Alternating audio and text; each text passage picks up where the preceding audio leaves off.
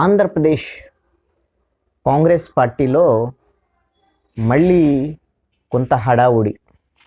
తెలంగాణలో కాంగ్రెస్ గెలిచిన నేపథ్యంలో ఆంధ్రాలో కూడా కాంగ్రెస్ పార్టీ పుంజుకునేటువంటి విధంగా ప్రయత్నాలను ఆ పార్టీ ప్రారంభించింది. ఈ మేరకు ఏపీ పిసిసి ఆధ్వర్యంలో నిన్న సమావేశం, కేంద్ర పరిశీలకులు కూడా వచ్చారు. ఎలా ఇక్కడ పార్టీని ముందుకు తీసుకెళ్ళాలి, ఇక్కడ ఉన్నటువంటి పరిస్థితులు ఏమిటి, వీటి మీద తీవ్రంగా చర్చించారు. అయితే ఆంధ్రప్రదేశ్ కాంగ్రెస్ పార్టీకి సంబంధించినటువంటి విషయంలో మళ్ళీ ఒక చర్చ మీడియాలో పదే పదే జరుగుతుంది. వైఎస్ షర్మిల ఆంధ్రప్రదేశ్ పిసిసి పగ్గాలు తీసుకుంటారు, ఆంధ్రప్రదేశ్ కాంగ్రెస్ పార్టీని ముందుకు తీసుకెళ్లేటువంటి బాధ్యతలని ఆవిడికి కేంద్ర కాంగ్రెస్ అధిష్టానం అందించబోతుంది. ఆవిడకి కర్ణాటక నుంచి రాజ్యసభ సభ్యత్వం ఇచ్చి రాజ్యసభకు పంపించి ఆవిడని ఆంధ్రప్రదేశ్ రాజకీయాల్లో ఉపయోగించబోతున్నారు అనేటువంటి వార్తలు. అదేవిధంగా ఆవిడ ఆధ్వర్యంలో, షర్మిల ఆధ్వర్యంలో కడప జిల్లాలో విస్తృతంగా ప్రచారం చేయటం ద్వారాగా వైఎస్ఆర్ కాంగ్రెస్ పార్టీని దెబ్బతీయొచ్చు, జగన్మోహన్ రెడ్డికి వ్యతిరేకంగా కొంత కాంగ్రెస్ పార్టీ పుంజుకునేటువంటి విధంగా ప్రయత్నం చేయొచ్చు అనేటువంటి ఒక చర్చ కూడా, మరొక చర్చ కూడా జరుగుతుంది. ఇంకొక వైపున అసలు ఏకంగా ఆవిడని కడప జిల్లాలో ఎంపీగా పోటీ చేస్తే, కడప ఎంపీగా పోటీ చేయిస్తే అక్కడ కాంగ్రెస్ పార్టీ పుంజుకోవడానికి బాగా అవకాశాలు ఉంటాయి అనేటువంటిది ఇంకొక చర్చ. ఇవన్నీ కాంగ్రెస్ పార్టీలో ఉన్నటువంటి చర్చలు కాదు, ఇవన్నీ కూడా బయట మీడియాలో జరుగుతున్నటువంటి చర్చలు. ఎందుకు షర్మిల మళ్ళీ ఆంధ్రాకు వస్తారు అనేటువంటి అంశాల మీద ఎందుకు చర్చ జరుగుతుంది అనేటువంటి అంశాలను ఒకసారి పరిశీలిస్తే, ఆల్రెడీ తెలంగాణలో షర్మిల ఫెయిల్యూర్ లీడర్గా తేలిపోయారు. అక్కడ హడావుడి చేయటము, రాజన్న రాజ్యం తీసుకొస్తాము అనేటువంటి విధంగా, తెలంగాణలో రాజశేఖర్ రెడ్డి పాలన మళ్ళీ తీసుకొస్తాము అనేటువంటి దాని మీద ఆవిడ పాదయాత్ర చేయటం, అక్కడ ప్రభుత్వం బీఆర్ఎస్ మీద బాగా తీవ్రమైనటువంటి విమర్శలు చేయటం, ఇవన్నీ కూడా చేశాం. బహుశా ఆవిడ రికార్డు స్థాయిలోనే 3800 4000 కిలోమీటర్లో పాదయాత్ర కూడా చేశారు.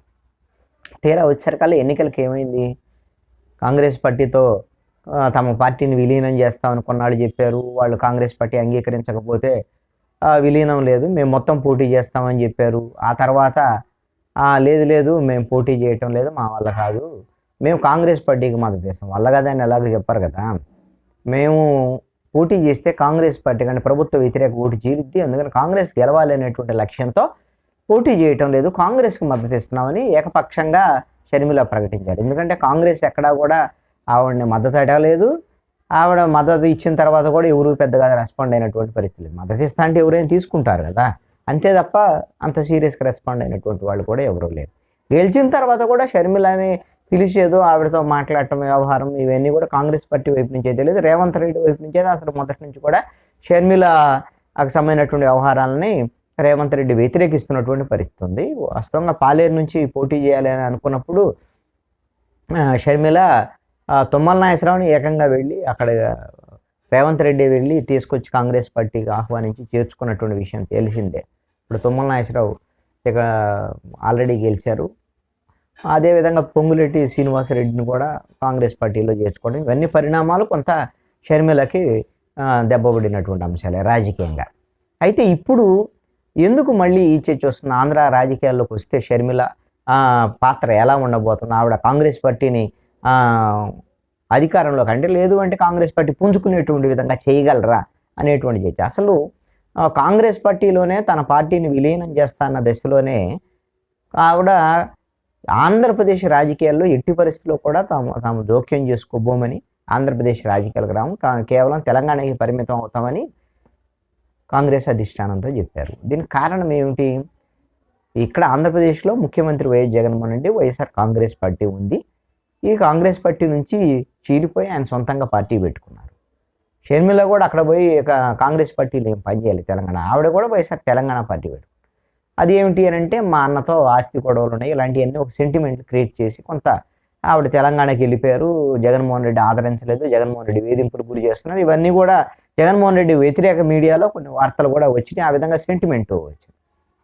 మరి అంత వ్యతిరేకత ఉన్న ఆవిడ ఆంధ్రప్రదేశ్లో ఎందుకు పార్టీ పెట్టలేదు, ఆంధ్రప్రదేశ్ రాజకీయాల్లో ఎందుకు రాలేదు, నేరుగా వాళ్ళ అన్నతో గొడవలు ఉంటే రాజకీయం ఇక్కడే తీల్చుకోవచ్చు కదా. షర్మిలకు కూడా మంచి ఇమేజే ఉంది వాస్తవంగా అయితే. జగన్మోహన్ రెడ్డి జైల్లో ఉన్నటువంటి సందర్భంలో అన్న వదిలిన బాణమని ఆవిడ రాష్ట్రం అంతా కూడా పాదయాత్ర చేశారు. మొన్న 2019 ఎన్నికల్లో కూడా తిరిగారు, మా అన్నకు అవకాశం ఇవ్వండి, ఒక అవకాశం. వాళ్ళ అమ్మ షర్మిల, వాళ్ళ అమ్మ విజయమ్మ కూడా ఇక్కడ తిరిగారు, బైబుల్ సంకలు పెట్టుకుని తిరిగారు. మా తండ్రి లేని బిడ్డ, మా అబ్బాయి ఒక్క అవకాశం ఇవ్వండి అన్నట్టు. ఈ విధంగా మరి ఉన్నప్పుడు ఆంధ్రప్రదేశ్లో పార్టీ పెట్టకుండా అక్కడ పెట్టారు ఉంటేనే వాళ్ళ అన్నతో ఏ గొడవలు లేవు, అవి ఏమో చిన్న చిన్న గొడవలే తప్ప రాజకీయంగా వాళ్ళ అన్నక నష్టం చేసేటువంటి ఉద్దేశం షర్మిలకు లేదు అనేటువంటిది ఒక అంశం మాత్రం స్పష్టం. పైకి ఎలా కనిపించినప్పటికీ కూడా జగన్మోహన్ రెడ్డి, షర్మిల, విజయమ్మ, బ్రదర్ అనిలు షర్మిల భర్త, ఈ నలుగురు ఒకటే. వాళ్ళకి ఏమైనా అంతర్గతంగా ఆస్తికి సంబంధించినటువంటి అంశాలు ఉంటే అవి ఏమైనా మాట్లాడుకుంటారు తప్ప రాజకీయంగా జగన్మోహన్ రెడ్డికి నష్టం జరిగించేటువంటి విధంగా షర్మిల కానీ వాళ్ళ కుటుంబ సభ్యులు కానీ ఎక్కడ వ్యవహరించేదానికి అవకాశం లేదు. మీరు విజయమ్మ కూడా గతంలో అనేక సందర్భాల్లో ఆంధ్రాకు సంబంధించినటువంటి ఇష్యూస్ ఏం మాట్లాడుతాయా, అంతా తెలంగాణలో మేము రాజకీయం చేద్దాం అనుకున్నాం, మా అమ్మాయి అంతా ఇక్కడ తెలంగాణ, ఆంధ్ర గురించి మనకెందుకు అని మాట్లాడినాడు మాటలో. అదేవిధంగా వివేకానంద రెడ్డి హత్య కేసులో సునీత ఒకవైపున పోరాటం చేస్తుంటే వివేకానంద రెడ్డి కూతురు విజయమ్మ జగన్మోహన్ రెడ్డికి సపోర్ట్ చేసినటువంటి విషయం తెలిసిందే. అదేవిధంగా అవినాష్ రెడ్డికి కూడా సపోర్ట్ చేసింది. మొన్న అవినాష్ రెడ్డిని ఏదో సిబిఐలో అరెస్ట్ చేస్తారంటే కర్నూలు ఆసుపత్రి దగ్గర ఉంటే నేరుగా విజయం వచ్చి ఆవిడ మాట్లాడటం, పరామర్శించడం ఇవన్నీ కూడా చూసాం. అదేవిధంగా ఒక సందర్భంలో ప్రెస్ మీట్ పెట్టి వివేకానంద రెడ్డి హత్య కేసులో తన కుమారుడు జగన్మోహన్ రెడ్డిని చాలామంది టార్గెట్ చేస్తున్నారు, మీడియాలు, రాజకీయ ప్రతినిధులు. అసలు ఎందుకు వాడు బాబాయిని ఎందుకు చంపుకుంటాడు, ఇది అన్యాయం, అక్రమం అని కళ్ళు నీళ్ళు పెట్టుకున్నారు, మా అబ్బాయిని టార్గెట్ చేస్తున్నారు. ఈ విధంగా ప్రతి సందర్భంలోనూ జగన్మోహన్ రెడ్డికి విజయమ్మ సహకరిస్తూనే ఉంది. షర్మిల ఎప్పుడు వాళ్ళ అన్నకు వ్యతిరేకంగా రాజకీయంగా మాట్లాడలేదు. కాబట్టి ఇప్పుడు ఆంధ్రప్రదేశ్లోకి వచ్చి వైఎస్ఆర్ కాంగ్రెస్ పార్టీకి నష్టం కలిగించేటువంటి విధంగా షర్మిల ఇక్కడ కాంగ్రెస్ పార్టీలో బాధ్యతలు స్వీకరించి కాంగ్రెస్ పార్టీలో ఆవిడ వర్క్ చేసేదానికి, ఇక్కడ పోటీ చేసేదానికి అవకాశాలు లేవు అనేటువంటిది మాత్రం సుస్పష్టం ఇప్పటి వరకు ఉన్నటువంటి పరిణామాల బట్టి. అలాంటిది ఉంటే మొన్న కాంగ్రెస్ పార్టీలోనే చేరిపోయేవాళ్ళు, ఆంధ్రాకి సంబంధించినటువంటి బాధ్యతలోకి వచ్చేవాళ్ళు, తెలంగాణలో కూడా ఏమైనా ప్రచారం చేస్తే కానీ రాలేదు కదా. అందుకు కాంగ్రెస్ పార్టీ చేర్చుకొని ఉండలేదు కదా. ఇప్పుడు ఎందుకు చేర్చుకుంటారు? ఇంకా తెలంగాణ ప్రభావం కూడా అయిపోయిన తర్వాత ఇప్పుడు వచ్చినటువంటి షర్మిల వల్ల ఆంధ్రాలో ఒరిగేది అదనంగా ఏం లేదు, ఇక్కడేమీ అంత పెద్ద పుంజుకునేటువంటి వ్యవహారం లేదు. ఇక్కడ సమస్య అంతా ఎవరు అని అంటే కాంగ్రెస్ పార్టీ నుంచి చీలిపోయినటువంటి వైఎస్ఆర్ కాంగ్రెస్ పార్టీ, వైసీపీ ఉన్నంతకాలం ఇక్కడ కాంగ్రెస్ పార్టీ ఎదగటం కష్టం. వైసీపీ ఓడిపోయిన తర్వాత కాంగ్రెస్ పార్టీ ఎదగటానికి అవకాశం ఉంటుంది. అయితే ఇక్కడ ఒక అంశం, ఒకవేళ షర్మిల వచ్చారు, కాంగ్రెస్ పార్టీ బాధ్యతలు కూడా తీసుకున్నారు, బాగా వేగంగా జగన్మోహన్ రెడ్డికి వ్యతిరేకంగా ప్రచారం చేశారు అని అనుకున్నాం. కాంగ్రెస్ పార్టీ ఏ స్థాయికి పెరిగేదానికి అవకాశం ఉంటుంది?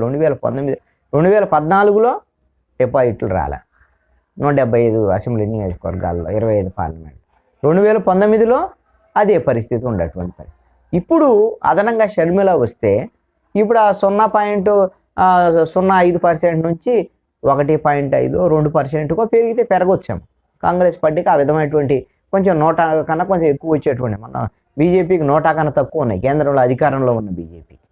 మరి ఇప్పుడు కాంగ్రెస్ పార్టీకి కేంద్రంలో అధికారం లేదు, ఇక్కడ కాంగ్రెస్ పార్టీని ఆదరించేటువంటి పరిస్థితి ఆంధ్రప్రదేశ్లో లేదు.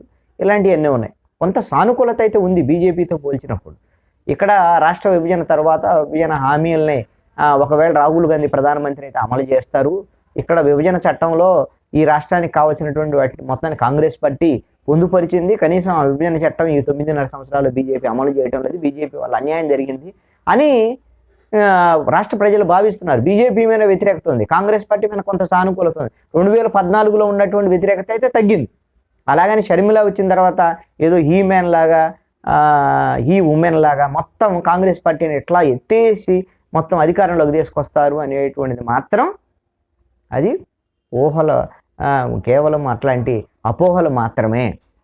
ఒకవేళ షర్మిల వచ్చి కొద్దో గొప్ప ఓటింగ్ పర్సెంటేజ్ పెరిగితే అయితే కాంగ్రెస్ పార్టీ, దానివల్ల ఆ విధమైనటువంటి ఓటింగ్ పర్సెంటేజ్ పెరగటం వల్ల జరిగేటువంటి ప్రయోజనం మాత్రం ఒక రకంగా చూడాలి అంటే వైఎస్ జగన్మోహన్ రెడ్డికే. ఎందుకంటే ప్రభుత్వ వ్యతిరేక ఓటు అనేటువంటిది ఇప్పుడు వైఎస్ఆర్ కాంగ్రెస్ పార్టీ మీద వ్యతిరేకత ఉండటం, అవి తెలుగుదేశమో జనసేనకి వెళ్తే ఉపయోగం, కాంగ్రెస్ పార్టీకి వెళ్ళి అనుకోండి ఆ ప్రభుత్వ వ్యతిరేక ఓటు జరిగేది. ఆ విధంగా జగన్మోహన్ రెడ్డిగా ఉపయోగం జరిగేదానికి అవకాశం ఉంటుంది.